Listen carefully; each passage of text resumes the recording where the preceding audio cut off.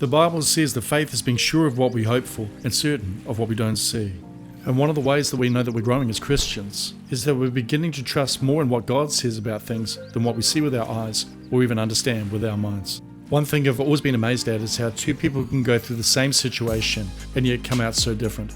Psychologists have found that the thing that really enables us to grow through hardship is our attitude. And once again, modern science is simply just catching up to what the Bible has said all along. You know, it doesn't take a lot of faith to see what's wrong with a situation, but we need faith to be able to look at a situation and see the God opportunity hidden within it. This is why cultivating a habit of gratitude in our life is such an important way for us to be able to build our faith.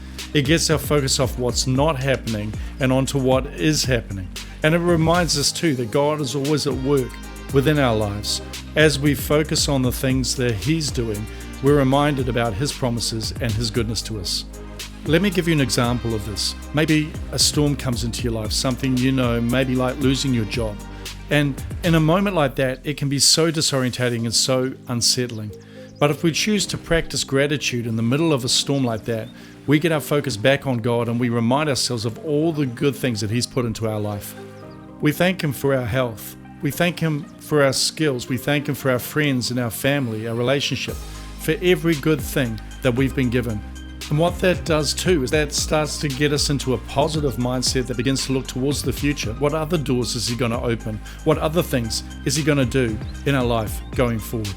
There's tremendous power in the things that we think about. That's why Philippians says, think about things that are pure and noble and true and right.